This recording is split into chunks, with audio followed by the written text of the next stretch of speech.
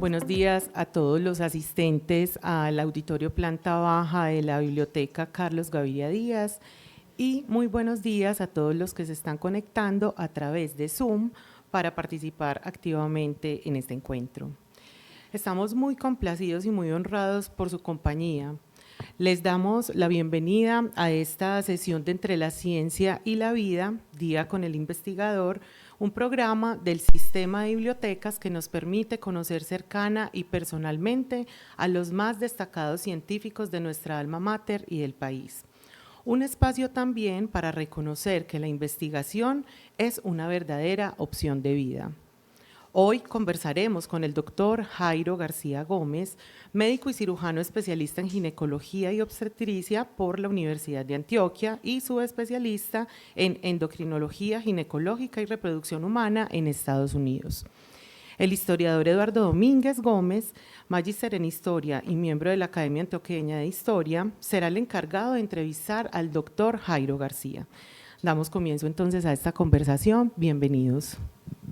Muchas gracias, joven.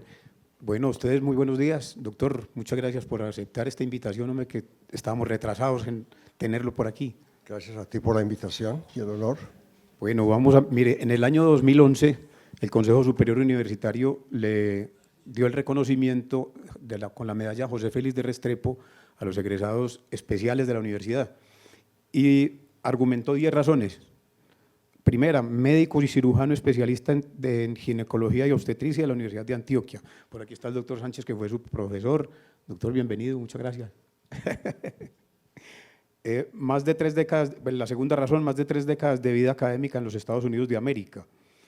Tercera razón, subespecialista en endocrinología ginecológica y reproducción humana en Estados Unidos. Jefe de departamentos académicos en prestigiosas universidades. Jefe de diversos departamentos de ginecología y obstetricia en hospitales norteamericanos, director de programas de reproducción humana, creador de distintos centros de reproducción asistida en el continente americano, formador de múltiples estudiantes de posgrado en el exterior, entre ellos Natalia Posada, profesora ad honorem del Departamento de Medicina y Obstetricia y Ginecología de la Universidad de Antioquia, autor de un sinnúmero de artículos científicos en el campo de la endocrinología ginecológica y de la reproducción humana. He invitado como conferencista a los más importantes congresos de endocrinología y reproducción humana. De manera que ante una trayectoria hasta lo que hay que hacer es aplaudirlo. Muchas gracias. Bueno, doctor, ustedes ya vieron por ahí en las fotos que están rodando que fue noticia en el año 82 la participación del doctor Jairo en el equipo humano que diseñó el primer experimento de reproducción asistida en Estados Unidos. Era el primero en Estados Unidos, correcto, ¿cierto? Sí. Correcto. Bueno, ¿cómo fue esa experiencia? Mira, no sé cómo decirlo, pero he sido muy afortunado en la vida. Yo hice mi entrenamiento, como lo dijiste, aquí en la Universidad de Antioquia. Me gradué de médico y después como ginecólogo dentro de la universidad en el Hospital San Vicente de Paúl. Yo me fui a los Estados Unidos a especializarme en medicina de la reproducción. Estuve allí 2 años y medio. Mi intención fue regresar siempre a Colombia. Y regresé y estuve como docente temporalmente dentro del departamento y con el doctor Sánchez creamos la división de medicina de la reproducción que llegó a ser quizás la mejor del país. ¿Estamos hablando de qué año más o menos? Eso, yo regresé en el año 76. 76. El doctor Sánchez también regresó en el 76, él se entrenó en México y yo me entrené en el Johns Hopkins. Unimos fuerzas y logramos sacar esa división adelante. En el año 79 me invitó el profesor Jones y su señora a formar parte del programa de in vitro. No en el Hopkins, a ellos los obligaron a retirarse o jubilarse, porque por ley en los Estados Unidos se tenían que retirar a los 65 años. Ellos fueron a la Universidad Eastern Virginia Medical School en Norfolk, Virginia, y eso coincidió con el nacimiento de la primera bebé probeta en Inglaterra. De eso resultó una entrevista al doctor Jones, y al final de la entrevista y de remarcar la importancia del evento, hubo una pregunta que de cajón, como decimos, ¿cierto? ¿Qué se necesita para tener un programa de fertilización in vitro en los Estados Unidos? La respuesta fue muy simple, un poco de dinero y un equipo. Al día siguiente salió en primera página del diario de esa ciudad de que el doctor Jones necesitaba un poco de dinero para montar un programa de in vitro. Recibió la llamada de una paciente ese día que había tenido 3 hijos después de su tratamiento y le manifestó que la fundación donaba los primeros $100,000 para empezar el programa de in vitro. Qué bien. Y ahí empezó. Ahora, ¿por qué me escogió? Esa es una pregunta todavía muy debatible, ¿cierto? Pero no se la vaya a achacar a la fortuna. Ellos entrenaron 70 fellows en toda su vida y yo fui uno de los últimos, quizás. Pero me hizo la oferta, decisión muy difícil, lo acepté. Y bueno, me regresé en el 72 por 2 años y me quedé. Ahí van viendo.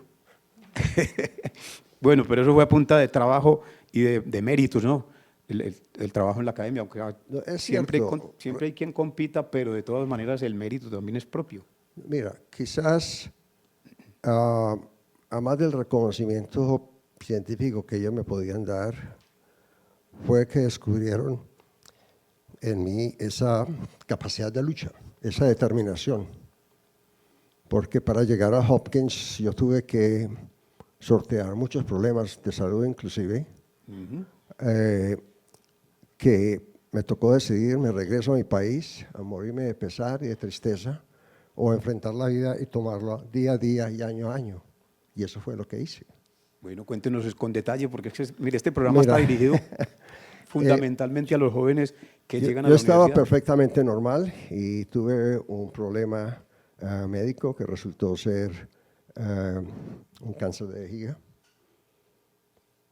con complicaciones durante el procedimiento que me pusieron al borde de la muerte, una septicemia. Y salí de eso y bueno, con la ayuda de mi esposa, que fue el motor de toda mi vida, luchamos y logramos salir. Ahora, durante el entrenamiento hubo 3 proyectos fundamentales que logré sacar adelante, ¿cierto? Uno fue con un medicamento que se llamaba el Clomid, todavía lo usamos para inducir la ovulación. En ese entonces, las recomendaciones eran para pacientes que tenían problemas ovulatorios. Y le daban esas pastillas por 5 días y un buen número ovulaban y se embarazaban.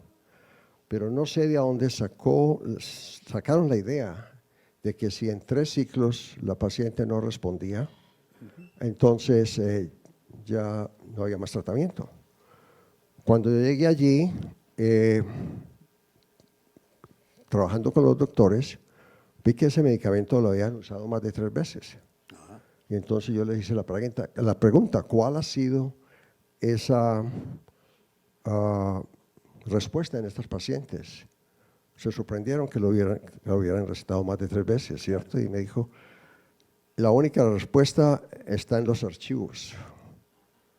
Ha habido 5 fellows que han tratado y han fracasado. Yo me le medí el problema. El problema más grande no fue revisar el problema en sí, sino ir a través de esos récords. Y por estas manos pasaron 13.650 historias, buscando quiénes habían tomado el citrato de clomifeno. De ellos, determiné que en 269 pacientes lo habían hecho. Entonces yo hice el análisis de qué había pasado con esas pacientes. Y eso cambió la historia de ese medicamento en el mundo. Y hasta hoy en día se sigue usando. Correcto. El segundo fue, eran los días tempranos de la genética, donde apenas se empezaban a hacer los cromosomas. Antes de eso se determinaba el sexo por un examen que consistía en tomar una muestra del carril interno y bajo el microscopio hacer una coloración buscando por un corpúsculo en las células que se llama el corpúsculo de Barr, que no está presente sino en las mujeres. Perfecto. ¿Cierto? Me tocó ver una paciente de 16 años con problemas de ovulación y otras características menores, pero me llamó la atención que tenía aquí en el epicanthus sumamente pronunciado.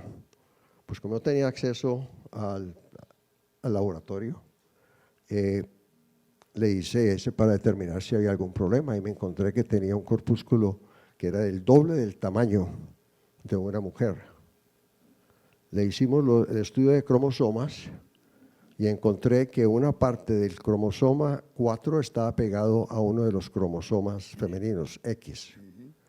La mujer tiene 2 cromosomas X, pero uno es inactivado, ¿cierto? Sí. Y entonces ahí era donde estaba el problema de esta paciente y lógicamente eso causó un problema en su desarrollo de ovarios, que lo tenía una tía, la madre era portadora del problema, entonces hice el pedigrí y se estableció una nueva anomalía cromosómica en ese sentido, ¿cierto?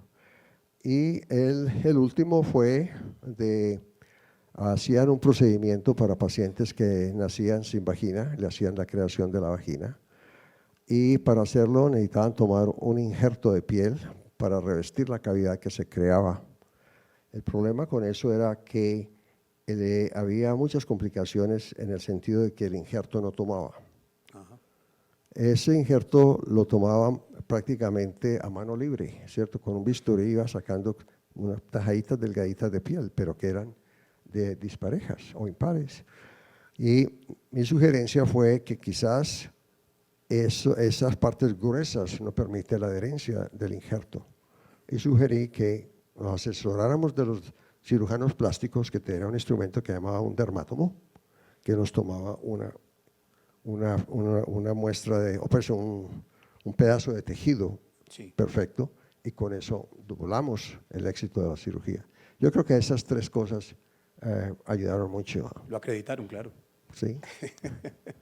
Bueno, pero hay una cosa que a mí me interesa mucho que les contemos a los estudiantes que llegan, que siempre ven como primero las barreras. Eso no se puede, no hay que ir, no tengo el idioma, no tengo plata, mi familia no es rica, yo no he estudiado nunca eso, ¿yo cómo me vuelvo científico? Mira, determinación, persistencia, fe. Si vamos a hablar de barreras, me tocó brincar muchas. Exactamente. A ver, ¿cuáles? Bueno, empecé cuando tenía 5 años. Mi hermano llegó a vacaciones. Cuando regresó a la escuela, yo me deprimí. Entonces, los pediatras de ese entonces, la recomendación que le dio a mis padres fue: hable con la profesora, mándelo al colegio, él se va a aburrir en 3 días y se soluciona el problema.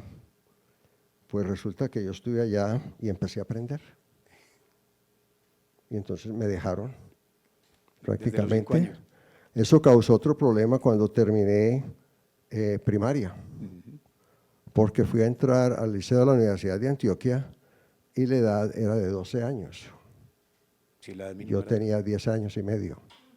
¿Y entonces? Entonces, afortunadamente, el vicerrector era Abel García Valencia, un pariente de la familia, que logró conseguir una excepción del consejo de la universidad que hacía yo en ese entonces, para que me admitieran, pero con una condición, que tenía que sacar un promedio de 4 sobre 5 a los 6 meses.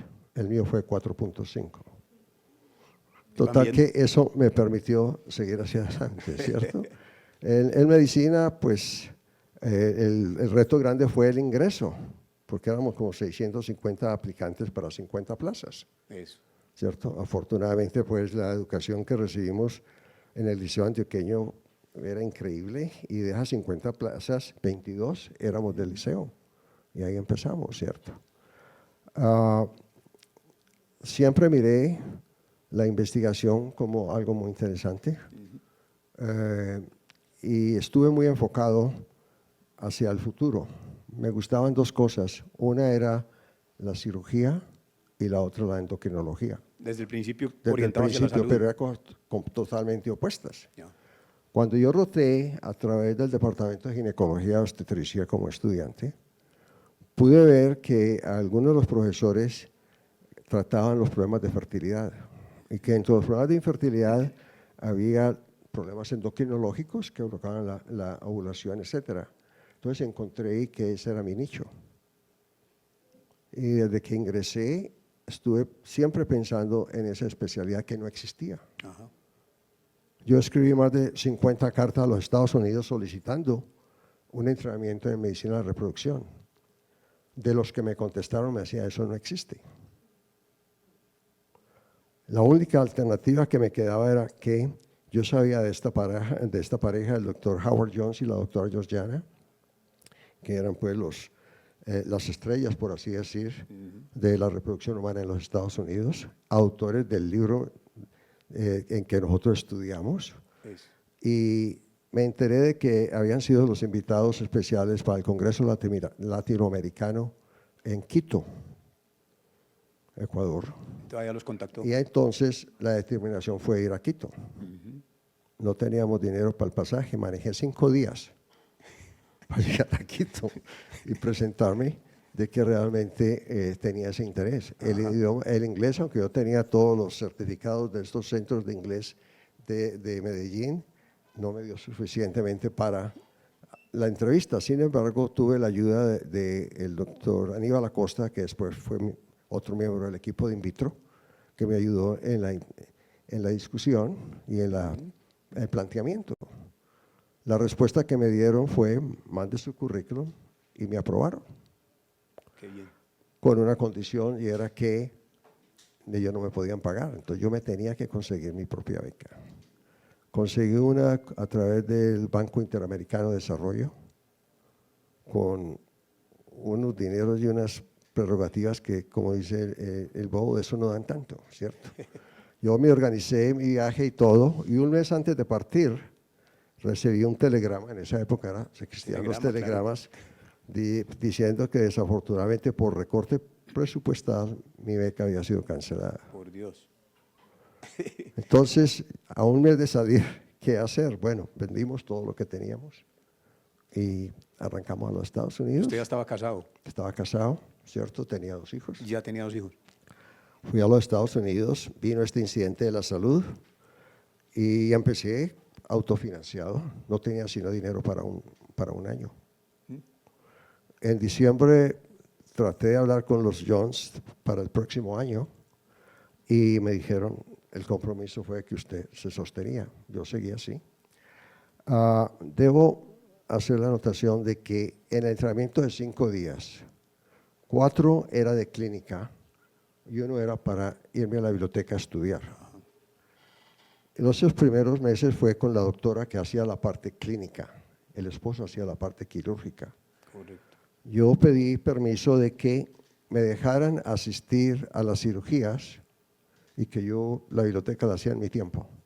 Entonces, a las 7 de la mañana yo estaba al lado del anestesista, parado en un banquito, viendo operar al doctor Jones. A mí no me interesaba por entrenamiento quirúrgico porque había tenido demasiado cuando hice mi residencia, claro, ¿cierto? Y la preparación aquí era excelente. A mí lo que me interesaba era hacer la determinación, qué se hace y no se hace en este caso. Entonces, por eso lo estuve observando. Y así pasó el año, ya venía de regreso.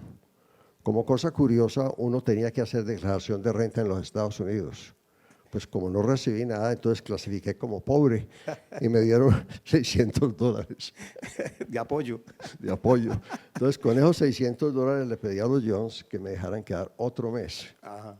Bueno, ya cuando se iba a acabar el mes, me despedí, carro para la venta, todas las cosas, y esa noche me llama el doctor Jones, 2 días antes de salir el doctor Jones, para preguntarme que si no era muy tarde, solicitarme que me quedara. Y yo le dije, pues desafortunadamente, yo voy a hablar con el jefe del departamento. Pues eso fue cara dura, ¿cierto? ¿Qué llamada iba a ver? Y le dije, pues, el problema económico, y me dijo que no me preocupara. Entonces, el segundo año trabajé con él, y 3 meses después me enteré por una secretaria que ellos habían donado el dinero al departamento para que yo pudiera continuar mis estudios. Ajá, qué bien. No sé, María, un aplauso. Eso fue precedido por una reunión que tuve con la doctora Jones ya despedida, Ya. en la cual ella, pues, me reconoció el esfuerzo que yo había hecho. Entonces, yo le pedí que en base a ese reconocimiento me hiciera una promesa, que yo iba a regresar a Colombia a reunir dinero y que volvería a terminar mi entrenamiento. Y estaba determinado a hacerlo. Ajá.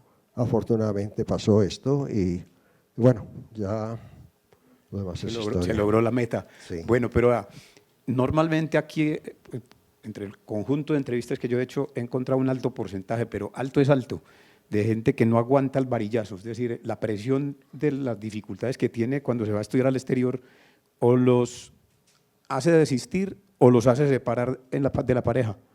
Mira, ¿A usted por qué no le pasó ninguna de las dos? es una determinación difícil, ¿cierto? Porque es un cambio de cultura, ¿cierto? Cambio de idioma, cambio de costumbres, todo. Y aunque tú llegas allá, al principio es con una reacción de cuerpo extraño. Entonces, uno tiene que ganarse la atención de estos individuos y aguantar cositas duras, ¿cierto? Claro. Y, Entre ellos una infección en la vejiga. bueno, todo eso, ¿cierto? Pero aún así vale la pena. Y lo importante es tener esa meta. ¿A dónde quieres ir y qué quieres hacer? Lo mismo me pasó con el in vitro. Cuando yo regresé, fue muy difícil la determinación. ¿Por qué? Yo ya estaba en Medellín, primera vez en la vida que tenía un superávit económico, Eso. cierto nivel de confort para volver a empezar. Y empiezo a preguntarle a la gente por consejos y te vas enloqueciendo de todo lo que te dicen, ¿cierto? Pero hubo dos personas que me dieron la razón para que terminara mi partida, excepto a mi padre, que siempre estuvo en favor de que me diera regresar. Fue una de la doctora Ángela Restrepo, que fue mi profesora de microbiología, que la quisimos mucho y teníamos una relación muy linda. Y ella había estado en Tulane, había regresado y estaba muy bien establecida en la universidad. Y le pedí su opinión y me dijo, Jairo, tienes que entender que cuando sale del país y estudia en otra parte, uno se vuelve un desadaptado para siempre. No. La cuestión es, ¿te vas a desadaptar en español o en inglés? Y piensa, eso era muy cierto. La segunda se la planteé también al doctor Jones. Y le dije, doctor, ¿usted qué haría? Y me dijo, Jairo, si usted piensa un año, usted se queda. Pero si usted piensa a 5 o 10 años, y en el programa que tenemos, de que usted puede hacer algo significativo por la ciencia, usted se viene corriendo. Ajá. Y eso me ayudó a decidir. Y fue cierto. Ahora, yo llegué a la Universidad de East Virginia Medical School pensando que era como llegaba a Hopkins, donde había un andamiaje y un rodaje en que tú te metías y seguías la corriente. No, encontré una idea para desarrollar, presupuesto limitado, oposición política y religiosa, y que nos teníamos que enfrentar a ello, ¿cierto? En segundo lugar, teníamos el doctor Edwards, que hizo el in vitro.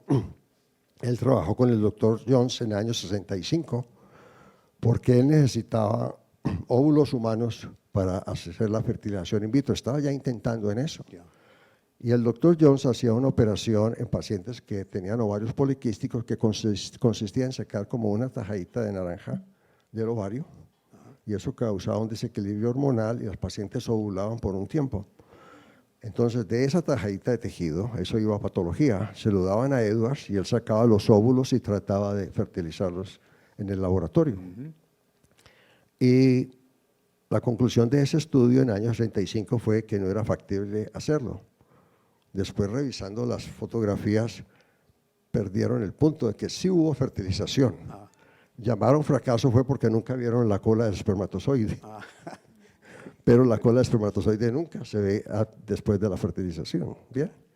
Bueno, en todo caso, ellos nos dieron las recomendaciones. Edwards tardó desde el año 65 hasta el año 78 para tener éxito, en primer lugar.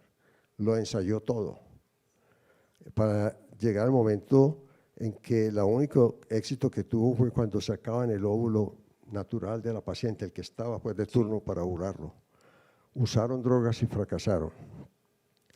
Nos dieron 5 recomendaciones que lo llamamos los 5 dogmas. Tratamos de adherirlos.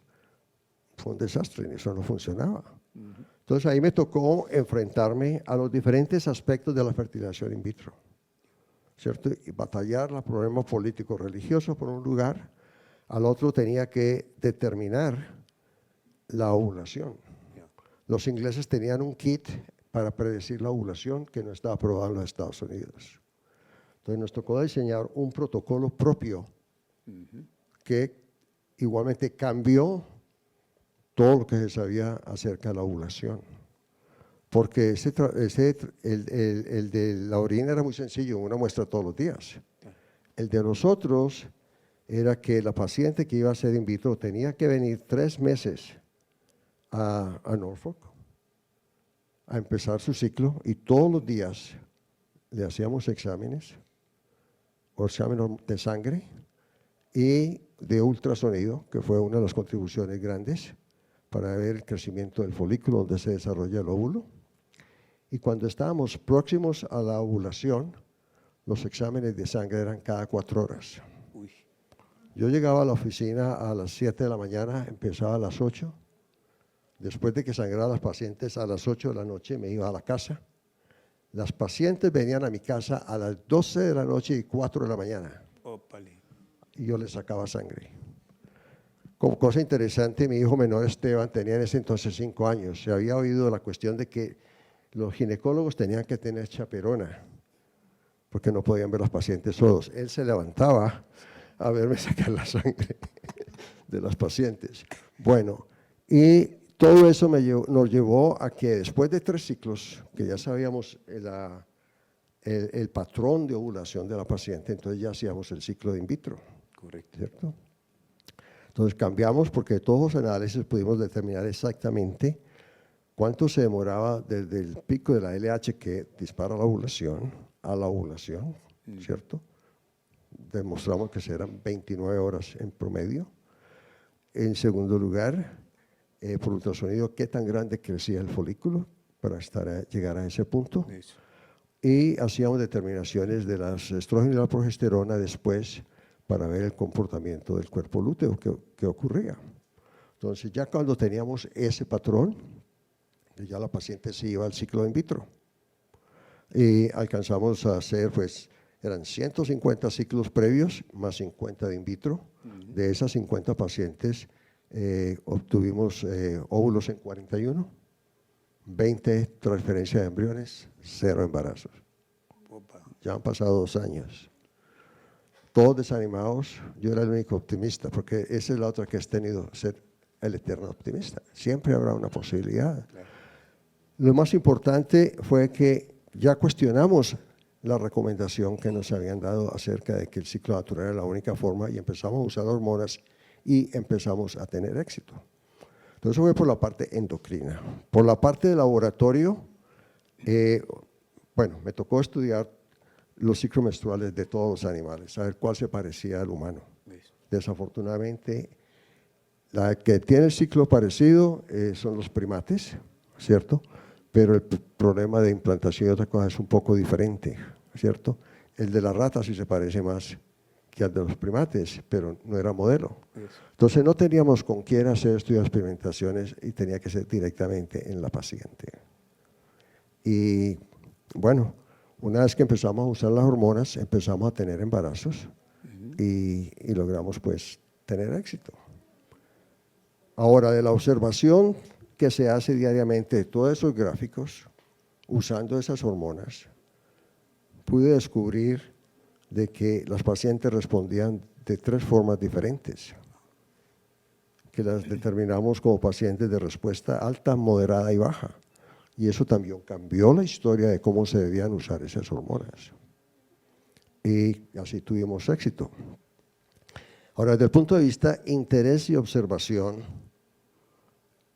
adoptamos la rutina de que se tenía todo el perfil hormonal, pero lo que relacionábamos con la calidad del óvulo que extraíamos, la calidad del embrión y las posibilidades de embarazo.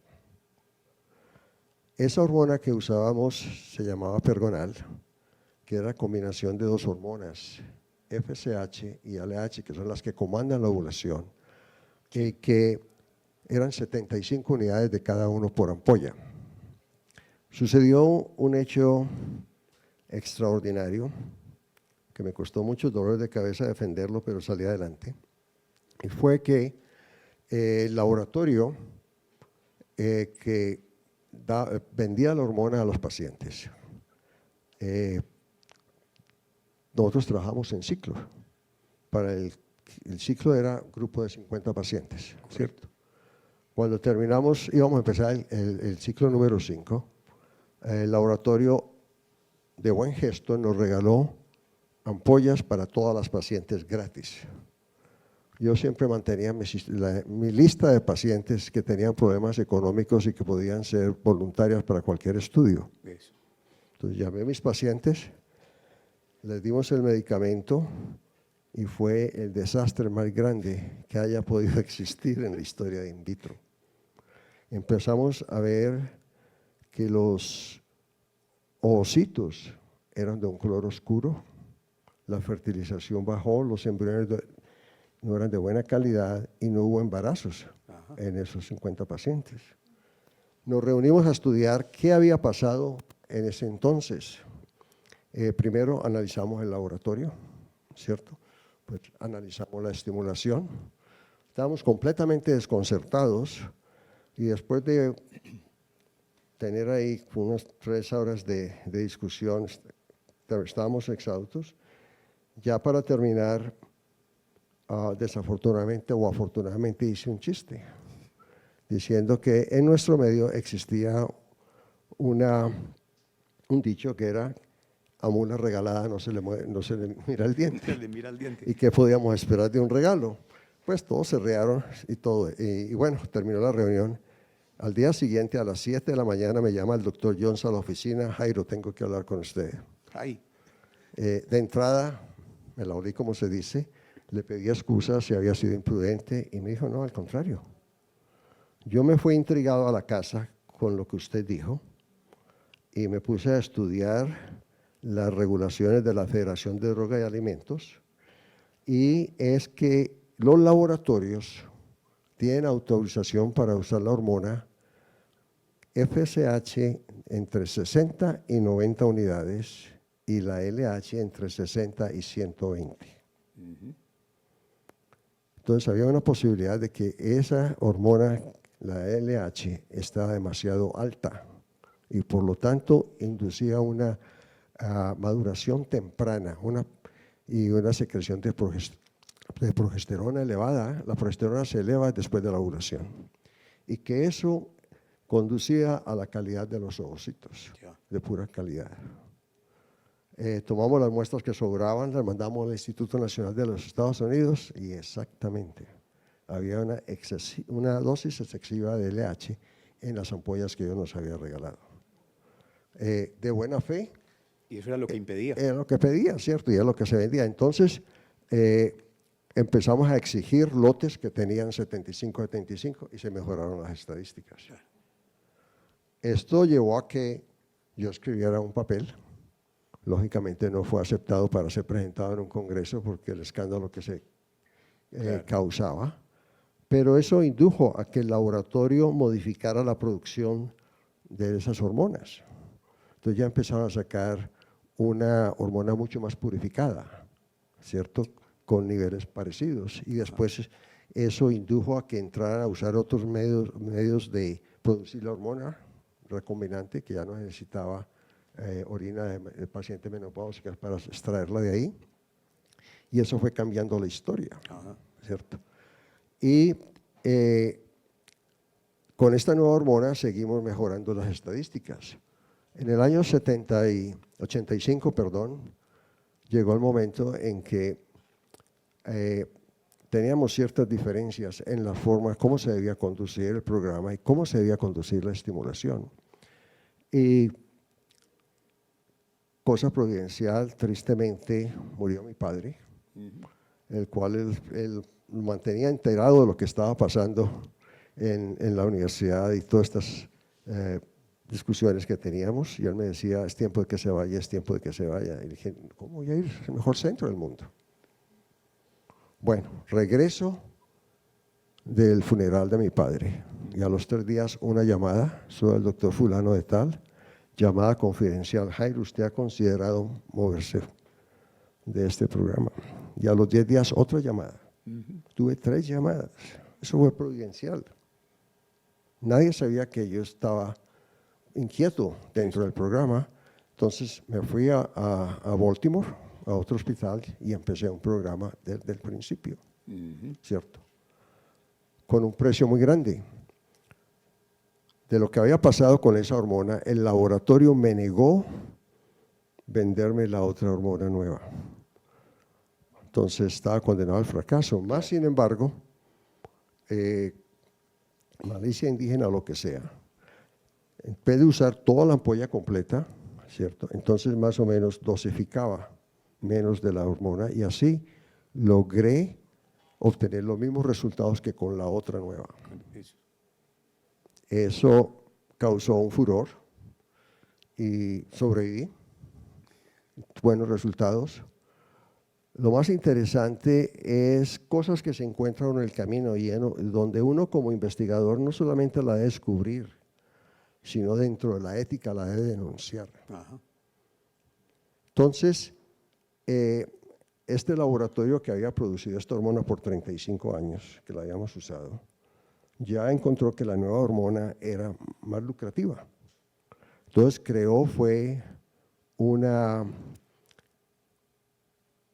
mermó la producción, creó una crisis para obligar a la gente que comprara la otra que era más cara, en vez de usar la combinación de los dos.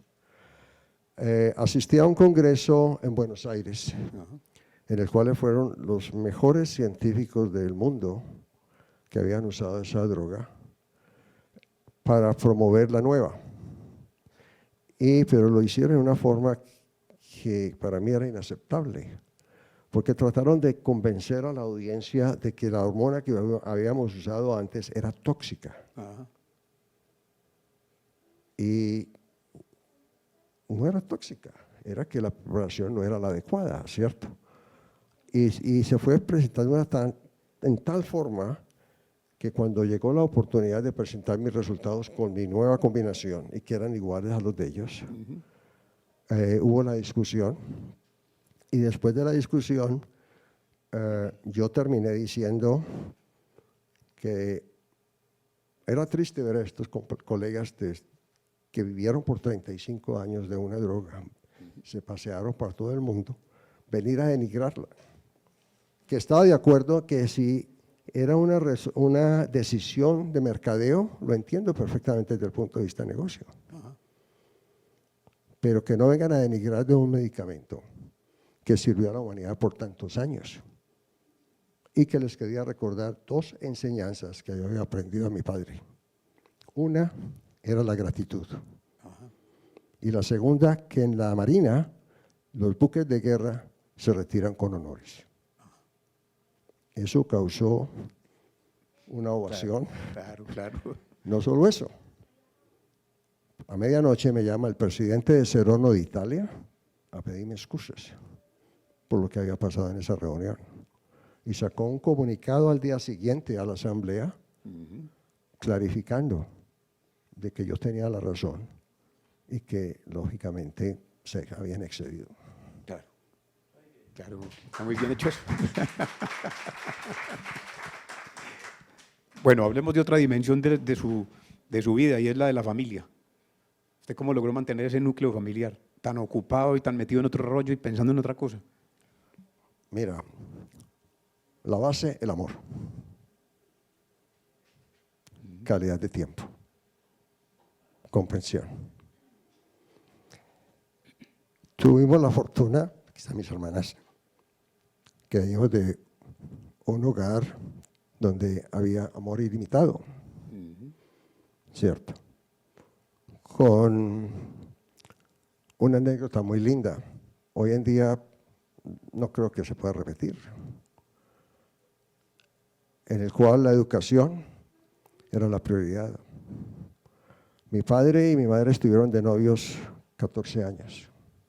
O sea que casi se jubilan. Porque, más o menos, porque cuando mi padre tenía 22 años, mi abuelo, que era uno de los generales de la República, lo llama a decirle que él va a morir y le deja encargada a la familia. Y hasta que no educó el último de los hermanos, no se casó. Qué bien. Entonces, esa abundancia de amor fue vertida entre nosotros, esa comprensión. Yo conocí a Nora, mi esposa que murió el año pasado, en el año 64. Y estuvimos de novios 5 años y medio, porque yo tenía que terminar medicina, Claro. ¿cierto? Y fue un entendimiento, un matrimonio ideal. Se casaron en el 69, vi por ahí el dato. Que se casó en el 69, sí. Y lógicamente ella tenía una forma de ser, una filosofía de la vida que mantuvo aglutinado todo el núcleo familiar, ¿cierto? Y seguimos simplemente los principios de comer juntos, rezar juntos, ir a la iglesia juntos y explicarle a los hijos cuál era la misión que yo tenía, ¿cierto? Y cuando las horas que tenía libre eran dedicadas para ellos. Correcto. Y de esa forma, ¿cierto?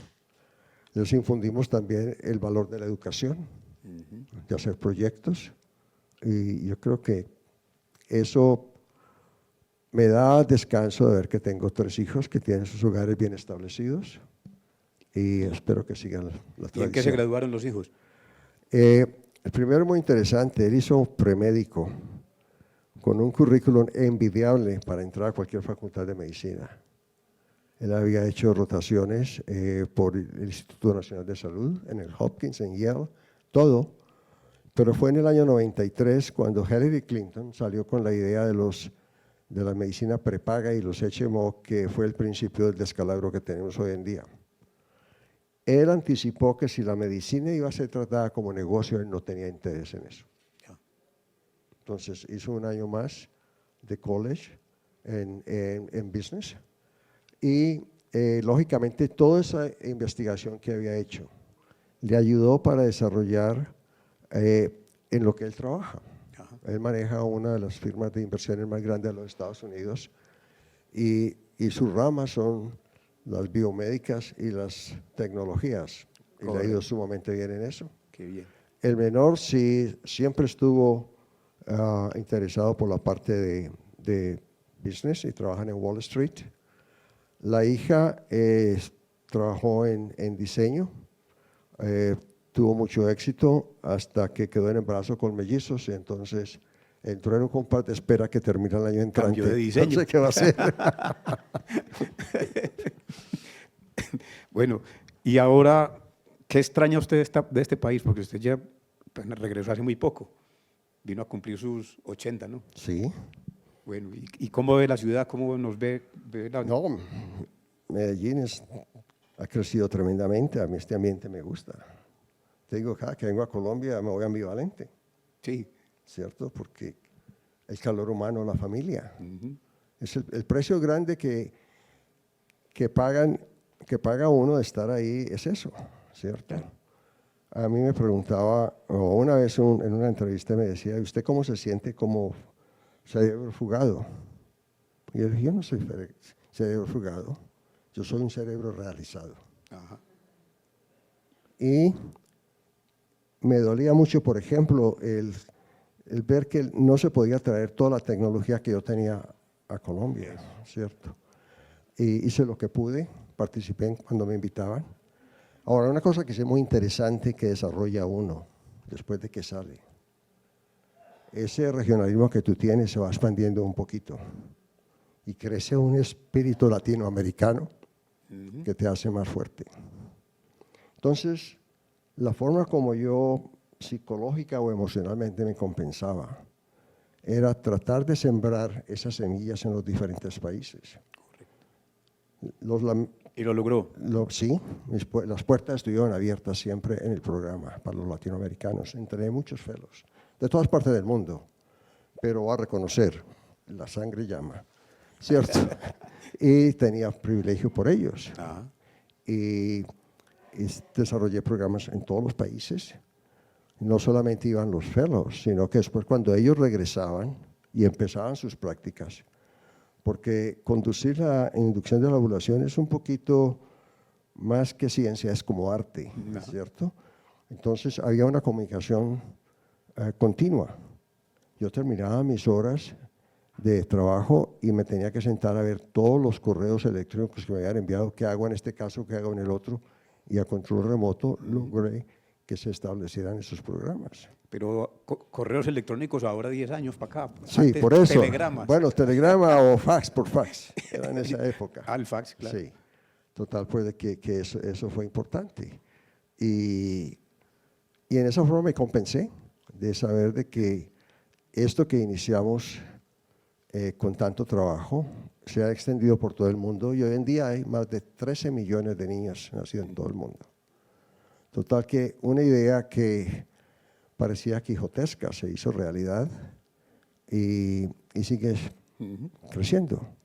Ahora, lo in vitro no es solamente que la pareja puede tener su bebé, ha cambiado completamente la práctica de la medicina. Ajá.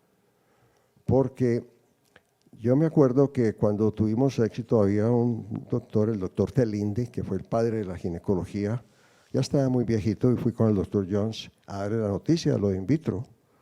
Y tenía como 95 años, pero todavía muy lúcido y se pone a pensar y me dice, lo llamaba muchachos, los felicito y me alegro por los pacientes, pero más me alegro es por el futuro de la humanidad. Ajá. Porque el producto derivado de lo que ustedes acaban de hacer no tiene límite. Y eso ha sucedido así. Porque buscando la determinación de qué es un embrión bueno, eso indujo a que se desarrollara la técnica de biopsia de embriones para estudiar los cromosomas y saber si el embrión es normal o no. Te puedo decir de que la historia de 100 óvulos, ¿cuál es? 79 de ellos no van a ninguna parte. No fertilizan. De los 21 que fertilizan, solamente el 60% van a terminar en un embarazo, con una tasa de abortos muy grande. Ajá. Y la mayoría de la etiología de esos abortos son cromosomas de los embriones. Entonces, y lo mismo pasaba con in vitro. Si tú miras el embrión, puede estar muy lindo, lo que sea, y lo transfieres, la tasa de implantación de ese embrión es no más que el 30%. Pero si tú le haces el examen cromosómico y lo transfieres, 75%. De carga la fija. Pues. Fuera de eso, cuando se viene la determinación del genoma humano, se puede mirar los diferentes cromosomas y dónde están los defectos. Hoy en día se pueden corregir uno de esos defectos. Entonces, un embrión que está determinado a ser malo puede llegar a ser viable. Y en base a eso, ahora con la técnica de biopsias del DNA, con la técnica de CRISP, se puede reparar el embrión y enfermedades como la hemofilia se pueden curar. Y hoy en día están mirando eso hacia el tratamiento de tumores. Ajá. Total, pues de que esto abrió un mundo completamente distinto. Claro.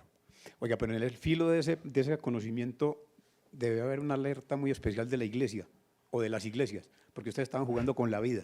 Es cierto. Y a eso trae a colación de que el doctor Jones recibió una invitación del Vaticano para reunirse con el Papa Juan Pablo II. Juan Pablo II.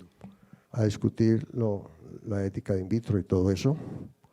Él pertenece a la religión episcopal. Me invita a la casa y me dice, Jairo, tú eres el único católico del grupo. Total, que delegó en ti la invitación. Organicé mi viaje al Vaticano. Desafortunadamente, ese día se desató un litigio entre Chile y Argentina acerca de unas tierras en el sur. Es. Y el Papa fue nombrado el mediador, entonces canceló todas las audiencias. Me tocó reunirme con… Ya usted estaba en Roma. Ya estaba en Roma. Me tocó reunirme con Monseñor Caffarra, que era el secretario del que fue después Papa Benedicto XVI. Y era Racinski era el presidente de la Fundación para Matrimonio y Reproducción y Bienestar Humano dentro de la fe católica, y este era el secretario. Entonces nos reunimos a ver cuáles eran las objeciones de la Iglesia Católica a lo que nosotros hacíamos. Monseñor me dijo, es que ustedes están creando vida, y dije, absolutamente no es así, Monseñor, porque el óvulo tiene que estar vivo, como también el esperma. De resto no vamos a ir a ningún lugar.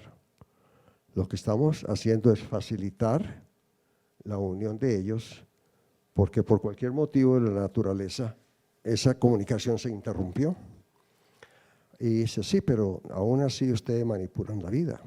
Entonces, seguidamente le pregunté, Monseñor, ¿cuándo comienza la vida? Y él me mira, porque es que en el proceso de reproducción y fecundación hay varias etapas. Una es cuando el espermatosoma toca el óvulo. El segundo es cuando ingresa el óvulo. El tercero es cuando aparecen dos pronúcleos, que son el DNA del óvulo y del esperma. Después sale una célula y después se van dividiendo en dos células. Y entonces él me señala ahí donde se forma una sola célula. Entonces la segunda pregunta mía, que sí le extrañó mucho, y le dije, ¿cuándo toma el alma posesión de ese cuerpo? Se metió de teólogo, ¿eh? Entonces él me dice, ahí mismo. ¿Está seguro, Monseñor? Sí, ahí mismo. Y le dije, entonces el alma se puede dividir. Y me dice, ¿por qué? Porque este embrión se puede dividir y da mellizos idénticos. Total que el problema básico que tenemos es que queremos definir un concepto metafísico a través de un proceso biológico y nunca nos vamos a poner de acuerdo. Y lo que le solicité a él era que nos diera autorización para hacerlo, porque como católico yo no quería vivir lo que se vivió en los años 60, y el doctor Castañeda está acá. ¿Qué pasó con los contraceptivos? Que se formaron 3 grupos de católicos. Unos estaban excomulgados, no podían comulgar, se retiraron de la iglesia. Otros se confesaban para la comunión de los primeros viernes y volvían a la pastilla al día siguiente. Y la tercera no les importaba, se tomaban la píldora y seguían siendo miembros de la Iglesia Católica. Para una organización eso no les interesa, claro. ¿Cierto? Ustedes deben aprobar esto con los principios que yo exigí para trabajar en el programa. No hay abortos, no hay destrucción de embriones. Correcto. Bajo esos cánones ustedes pueden legislar. Fue un éxito en el sentido que no me dijo ni sí ni no. Ni lo echaron. Pero bueno, pero después sí vino un dato curioso. Al principio el éxito que teníamos nosotros era muy poco, 1, 2, 3%. Hubo otro procedimiento que apareció en el cual la paciente tenía que tener las trompas normales, pero había otros problemas por los cuales no se fertilizaba, ¿cierto? Entonces, lo que hacían era el mismo procedimiento de in vitro, tomaban el óvulo, el marido daba la muestra, en un catéter lo mezclaban y después a través de la laparoscopia pasaban el óvulo y el esperma a la parte distal de la trompa, que es donde normalmente la fertilización ocurre. Entonces, este procedimiento lo que hacía era garantizar que las gametas estaban unidas en el punto de encuentro, y de ahí pasaba todo. Y hubo embarazos y al principio fue mucho mejor que in vitro. El médico que lo inventó, Ricardo Ash, era judío, estuvo también en el Vaticano y vendió la idea de que para hacer ese procedimiento la muestra del hombre se hacía a través de una relación con un preservativo con un huequito que se le hacía con el alfiler en la punta. Esa es una hipocresía. ¿Cuántos alcanzan a salir, cierto? Entonces, yo deduzco que el problema que tenía la iglesia era que la muestra del hombre se recogía por métodos manuales, y usted sabe que eso ha estado prohibido desde tiempos desde Onán. Bueno, usted ahora dijo que la experimentación y el trabajo que estaban haciendo en el laboratorio era mitad ciencia y mitad arte. Sí. Pero es que usted ha tenido también relación con el arte, ¿no? Yo por ahí lo vi tocando congas y vi Sí. unas pinturas en su casa. No, mira, eso son cosas que da la vida. Cuando yo hice la primera comunión me regalaron un acordeón de 8 botones, chiquitico. Y mi padre, que era aficionado a la música, me metió a clases de acordeón y fuimos progresando y todo eso. Cuando estuve en bachillerato había un conjunto que llamaban los estudiantes, éramos todos estudiantes. Ah. Y en esa época, pues, éramos muy humildes y más bien como malditos, pero eran los tiempos de los Golden Boys y de Aníbal Ángel, que eran pues las estrellas de la ciudad y todo eso. Claro. Sin embargo, tocando esa música, logré pagar mis estudios, ¿cierto? Porque nosotros tocábamos en el Club Unión, en las empanadas, tocábamos, el mejor de todos era la Lotería de Medellín. Yo era jugar a la Lotería de Medellín, tocabas 3 piezas y en ese entonces te pagaban 250 pesos. Buena plata. En media hora, eso era una Claro, belleza. hombre. ¿Cierto? Yo he seguido con la música. Desafortunadamente, la ocupación la dejé. Yo tocaba acordeón, aprendí a tocar marimba y tocaba todo lo que era percusión, ¿cierto? Pero la música siempre ha estado dentro de mí. Yo me gradué en música clásica en el Parque Bolívar, digamos, La banda sinfónica. La banda sinfónica de Antioquia, ¿cierto? Apasionado de la ópera y de todo, ¿cierto? La música siempre ha estado conmigo. Qué bien. Bueno, ¿y por qué vino a dar al liceo antioqueño? ¿Por pobres o porque el liceo era muy bueno? Exacto, por pobres. Mi papá tuvo una quiebra económica cuando yo estaba en cuarto de primaria. Nosotros estudiábamos en el Ateneo Antioqueño, que era donde estudiaban los ricos de Medellín, y de ahí pasabas o a San José o a San Ignacio. Ajá. A nosotros nos tocó, teníamos que ir al Liceo de la Universidad de Antioquia con una historia similar. Mi abuelo fue retirado del ejército cuando mi papá estaba joven y le tocó ir a estudiar al Liceo de Antioqueño. Toda la misma circunstancia, ¿cierto? Entonces, esa quiebra económica que tuvo mi padre fue lo mejor que nos pudo haber pasado. Yo te aseguro que si hubiéramos seguido en ese, que yo no estaría aquí sentado, ¿cierto? ¿Por qué me tocó de la realidad de la vida? Me tocó no solamente ayudarle al viejo, sino que tenía que programar muy bien mis entradas, mis gastos y todo eso. Y no solamente hubo la música, después, estando en medicina, yo trabajaba como ayudante en el laboratorio departamental a la hora de almuerzo, tomando muestras y leyendo slides.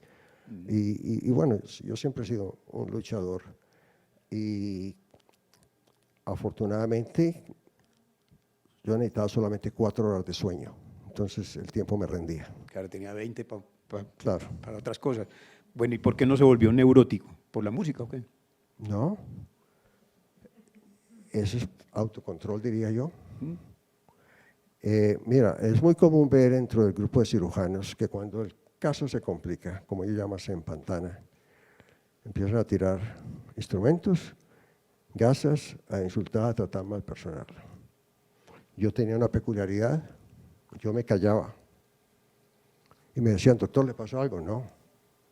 Estoy pidiendo al de arriba que me metió en este lío, que me ayude a salir del lío. Que me saque. Que me saque del lío, ¿cierto? Y en esa forma. La otra cuestión es, nuestro padre nos infundió. Usted gasta más tiempo en el trabajo que en la casa, ¿cierto? Usted quiere en la tasa de bienestar, lo tiene que tener el trabajo. Y esa fue mi política con todo el personal que trabajó conmigo, ¿cierto? Yo tenía la ventaja de crear una atmósfera de trabajos tan agradable que todo el mundo que venía a trabajar con nosotros tenía las mejores enfermeras. Me tocaba pelear seriamente con los administradores cuando venía la evaluación, porque todo mi personal estaba al tope y me decían, eso es imposible, eso no está dentro de la curva. Y entonces, es que desafortunadamente yo estoy por fuera de la curva. Estoy en la excepción. ¿Cierto? Y me parece que injusto de que una persona que trabaja bien por una curva la tenga que calificar mal, en absoluto, en absoluto. Hubo inclusive un hecho insólito, se me fue la secretaria y aplica el puesto la secretaria del presidente del hospital a trabajar conmigo. Y le dije, estás más que calificada y no te podemos pagar el sueldo. Tomó recorte de sueldo para trabajar conmigo. Bien. Y trabajó 30 años conmigo. Qué bien. Increíble. Sí, sí. Se llama calidad humana. Exacto. Bueno, ¿y los hijos también tienen la vena artística o no? ¿O están Aquí. dedicados a la técnica? ¿Tienen Artista, pasión artística? sí. Pablo, el mayor, dibuja muy bien, ¿cierto? Y claro que mi hija también lo hace, Opacados por la sombra de la mamá, que fue una artista increíble. Ella era pintora. Era así. Y escultura, escultora, ¿Escultora? escritora, las tenía todas. También ¿Bien? hacía poesía, ¿no? También. Y bueno, son muy músicos todos, ¿cierto? Claro, entonces hay un ambiente completamente distinto para distensionar. Indudablemente. Bueno, yo creo que esta es la hora en que necesitamos, que le damos la palabra a quienes quieran hacer alguna pregunta, un comentario, un reproche, un tomate. Profesor Pablo, tiene la palabra, hombre, es el decano nuevo decano de medicina. Mucho gusto. Pablo Patiño, adelante. Muy buenos días para todos y para todas. Es un placer estar acá en esta conversación. Agradecerle al profesor Eduardo por la invitación y al doctor por este espacio, por compartir su experiencia con nuestros jóvenes, nuestros estudiantes y tener la posibilidad de conocer finalmente todo lo que ha sido ese desarrollo, su vida como una inspiración. No solo desde el punto de vista científico, académico, sino también humano, que es un elemento fundamental para nosotros en la Facultad de Medicina. Así que le agradezco profundamente en esta posibilidad de conocerlo, de tener esta conversación y por supuesto, de tenerlo como un referente para la Facultad de Medicina. Así que muchas gracias. A usted, muchas gracias. Jairo, tú eres un hombre muy sensible y yo quería preguntarte como qué siente tu corazón de ser este hombre que hace una transformación en la humanidad, un hombre que nos ha inspirado a todos, un hombre que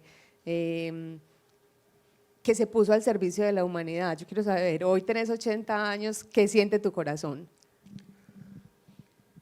No, mira, Reina, no, yo me siento pleno, ¿cierto? Hablaban de la depresión cuando uno se retiraba. Yo no sentí depresión.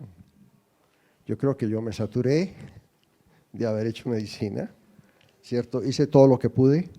Me tuve que retirar por el COVID, porque las pacientes que veíamos las teníamos que ver todos los días antes del momento de captación del óvulo. El día anterior era cuando se les hacían los exámenes, requisitos de anestesia. Y 3 pacientes nos mintieron que tenían los síntomas del COVID. Mi señora había tenido un trasplante de hígado por la amiloidosis 20 años atrás, está inmunosuprimida, o sea que donde llevara COVID a la casa iba a ser el final de ella. Yo me había retirado ya 5 años, pero me iban pidiendo uno más y uno más, pero ante la situación yo me retiré, ¿cierto? En cuanto a lo que hice,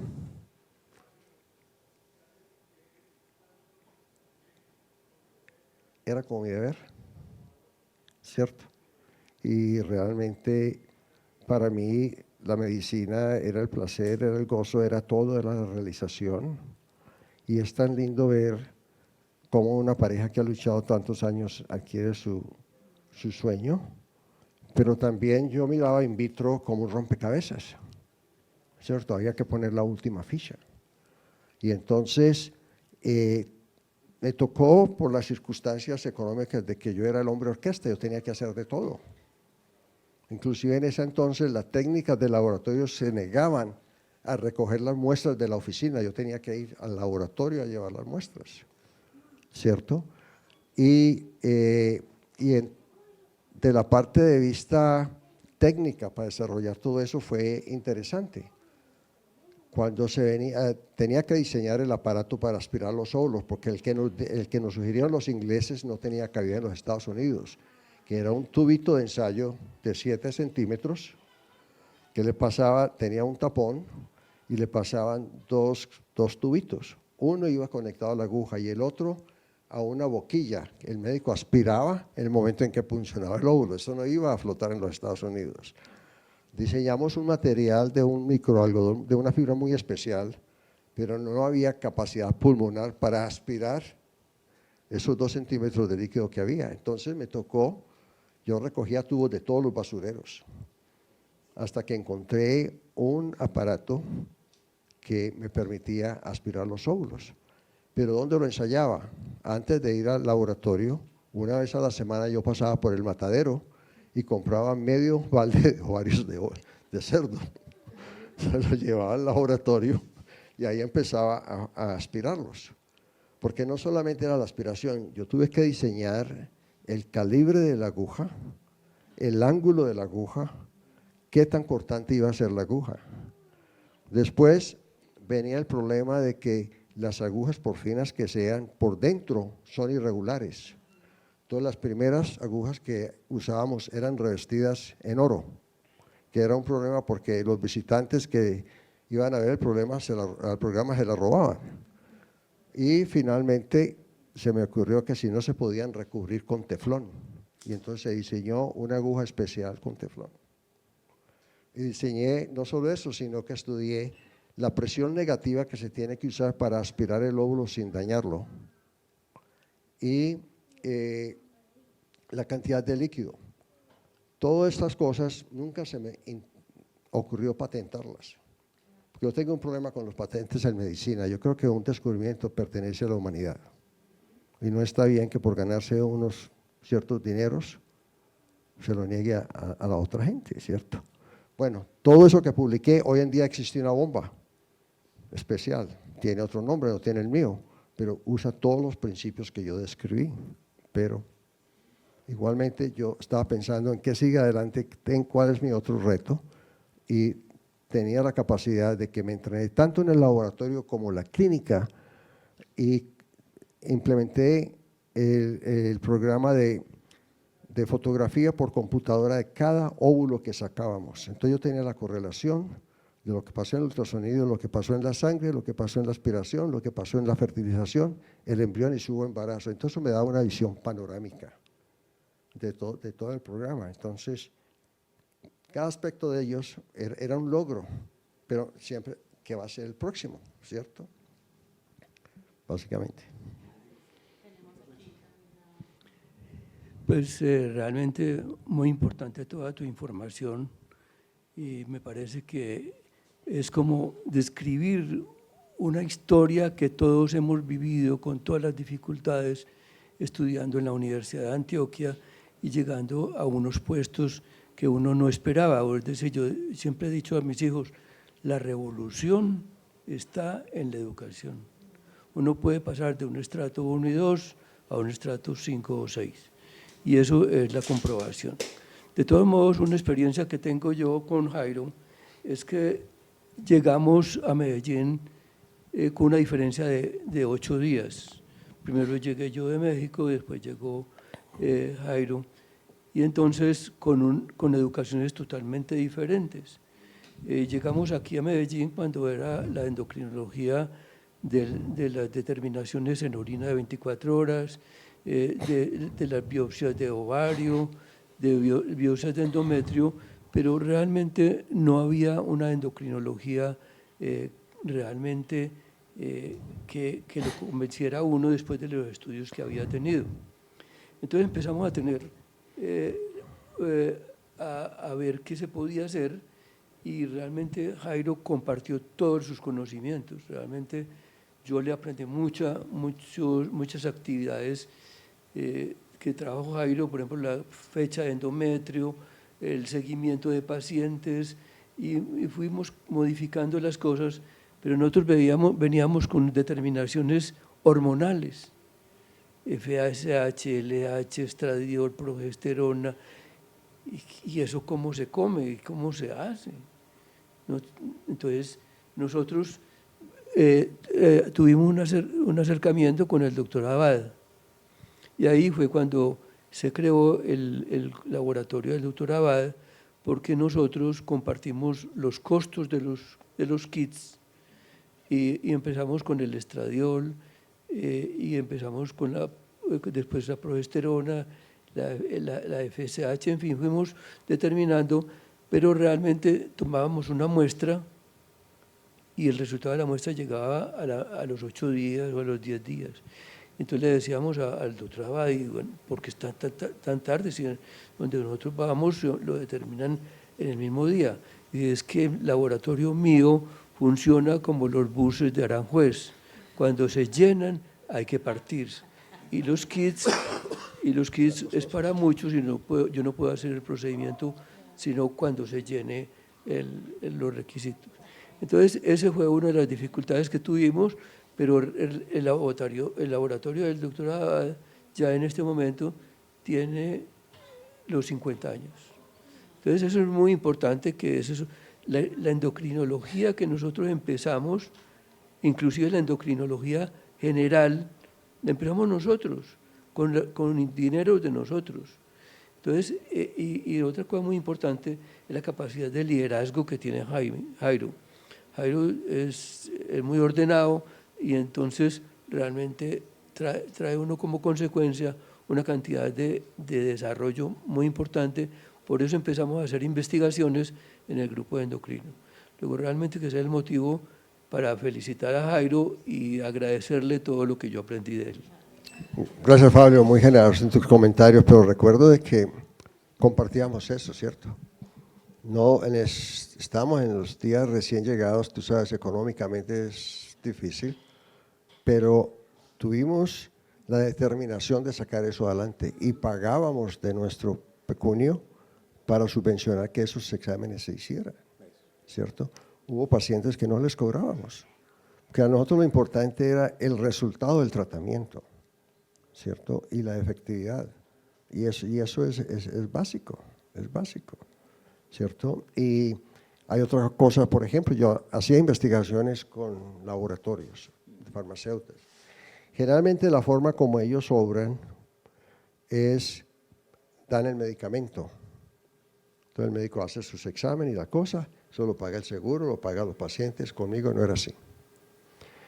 Hubo una escasez de ese medicamento, como te dije, y ese se conseguía en Europa, pero había que traerlo a los Estados Unidos y tenían un permiso especial para usarlo, pero había que hacer un mínimo de pacientes. Me acuerdo que el medicamento era Humegón y tenía que hacer 200 ciclos antes de permitirle que entrara. Entonces, un grupo en California se encargó de 100 ciclos y vinieron que si yo los podía hacer. Y había que hacerlo en 6 meses. Entonces, yo lo puedo hacer 6 semanas. ¿Cómo? Yo tengo mi lista de pacientes, como le mencioné, a los cuales puedo llamar y empezar. Muy bien, entonces le mando el medicamento. No, ustedes tienen que pagar por todo el ciclo. Les vale $1 millón este programa. ¿Por qué? Porque les voy a dar el visto bueno y ustedes se van a seguir enriqueciendo. Estos pacientes no tienen por qué pagar parte del programa de investigación para que ustedes entren, ¿cierto? Yo no voy a ganar un centavo más, un centavo menos. Y así hice varios proyectos de investigación. Ustedes pagan enteramente. Siempre estuve al lado del paciente. Está muy bien. Bueno, doctor Jairo, usted ve que esto pues no era nada complicado, era una conversación entre todos, nos ha dejado unas grandes lecciones, pero yo sí quiero, como nombró a la doctora Ángela Restrepo, yo la tuve aquí también en una entrevista y me dijo al final, Eduardo, déjeme decirle unas palabras a los estudiantes, unas recomendacioncitas. ¿Usted qué recomendacioncitas tiene? Mira, las recomendaciones es, piensen en grande, no escatimen esfuerzo. Y lo que parece imposible por el medio, se puede lograr. No va a ser fácil, pero no imposible. Perseverancia. Una de las cosas que aprendí era, cuando empezamos a hacer ciclos y la paciente nos embarazaba, la doctora me decía, Jairo, ¿pero qué vamos a hacer? Doctora, dejar de cometer los mismos errores que hemos hecho en estos últimos 6 ciclos. ¿Cómo así que, doctora, hay variaciones? ¿Cierto? Tenemos que proceder en forma distinta. Y entonces dar oportunidad a otras técnicas, a otras combinaciones de hormonas, qué sé yo, que no lograba sacar adelante, ¿cierto? Y es porque el género humano tratamos de que sea igualitario, o sea, pero cuando funcionamos tenemos por ahí nuestras variantes y hay que buscarle la forma de una respuesta, ¿cierto? Total, pues de que hoy en día tiene un privilegio que nosotros no teníamos. Para nosotros lograr una beca, conseguir una organización que nos patrocinara, eso no existía. Hoy en día hay cantidades, ¿cierto? Locales, internacionales. Hay una necesidad de mentes nuevas en el exterior, ¿cierto? Y traten de tener sus papeles en regla, ¿cierto? Hubo una época en que aquí los libros tenían que ser todos en español. Un libro traducido ya es un libro obsoleto. Por el solo hecho de publicarlo ya está 6 meses, 1 año atrás. Mientras lo traduces se agregan 2 años.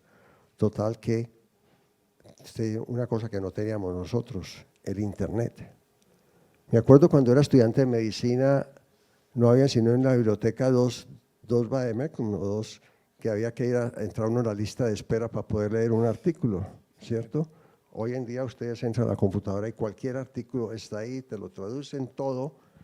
La otra cosa que es muy importante, y es un error muy grande que tienen los estudiantes, especialmente de medicina, que no buscan sino la literatura en los últimos 5 años. Se les olvida de lo que pasó. La historia. ¿Cierto? Hoy en día, por ejemplo, veo que en los congresos van a presentar como cosas novedosas, cosas que yo hice hace 35 años y están publicadas. Se les van a perder el tiempo, ¿cierto? Vayan más atrás, busquen más atrás. Y eso fue una de las cosas que yo aprendí cuando hice mi fellowship. Era que había que hablar de una hormona, lo que fuera. Tenía que empezar con el momento histórico. ¿Quién la descubrió? ¿Cómo se descubrió? ¿Y cómo evolucionó para llegar el día de hoy? Y eso te abre otro mundo. Claro. Otro mundo completamente distinto. Completamente. Bueno, y a esta altura ustedes han visto una transformación del ejercicio profesional en el área de la salud. Con la privatización no se convirtió, se está convirtiendo más que en una profesión humanista, en un negocio. Es muy triste, es cierto. Es cierto. ¿Cierto? Porque nosotros, por ejemplo, hicimos el in vitro. Yo tuve todas las ofertas que tú quieras. Cheques en blanco, firme la cantidad y se viene a trabajar con nosotros. No. Que es que no le vendo mi alma al diablo. ¿Es una tentación? Sí. Pero yo quiero tener mi independencia de mente y de actitud. Yo no quiero que un board me venga a decir tiene que hacer tantos ciclos porque nos va a dar pérdida. ¿Por qué? Eso llama a que se hagan procedimientos innecesarios. A mí me ha tocado presenciar gente que uno admiraba, que hacen un contrato con un hospital y como no pueden llenar la cuota empiezan a hacer procedimientos innecesarios. Esa no es la forma, no es la forma. Yo discutía mucho con las administraciones, ¿cierto? Que bueno, ¿cuántos ciclos va a hacer? Lo más que pueda, pero dentro de los cánones normales. Y el precio, y el dije, no, un momentico, no hay necesidad de explotar porque tiene un procedimiento único, ¿cierto? Hay que hacerlo asequible a todo el mundo. Porque si vamos a tener un procedimiento que va a ser nomás para las clases elitistas, no tengo interés. No tengo interés. Por eso te dije, yo nunca patenté nada. ¿Cierto? Todas mis ideas estaban abiertas. Claro. Por nuestro laboratorio, clínica, todo pasó un sinnúmero de personas. Porque la meta de nosotros era que esto funcione y que sea aplicable y aprovechado por el mayor número de gentes. Bueno, doctor, nos ha dejado usted por aquí una gran cantidad de enseñanzas que con seguridad, pues, la gran mayoría de los que estamos aquí las compartimos. Sí, un momentico. Martina, ¿tú y me ibas a hacer una pregunta? No, te iba a felicitar. Bueno. Y a decirte que me siento muy feliz de conocer tu historia. un ejemplo de fortaleza, de generosidad, de investigación. Yo te he visto de lado, pues, por la familia, ¿cierto? Pero conocerte así en tu medio profesional me parece un regalo para Medellín y para Colombia. Gracias, gracias. Sí, Completamente de acuerdo. para el doctor, para los estudiantes de medicina, ¿cierto? Yo tuve una experiencia un poquito que me afectó en el Hopkins. Yo en mi oficina tenía un crucifijo y me llegó una carta del rector o del decano que lo tenía que remover. Eso, tuve mucho trabajo con eso, porque yo soy un hombre de fe, pero no impidió que en mis pacientes, dentro del plan de tratamiento, había que inyectar fe. Y en una forma sutil lo iba sugiriendo. Me llamó mucho la atención cuando me retiré. Por el COVID no me pudieron hacer una despedida tradicional, la hicieron por Zoom y participaron 50 feros de todo el mundo que yo había entrenado. Muchos de ellos hicieron la anotación, la forma como yo infundía fe y esperanza como parte del tratamiento médico.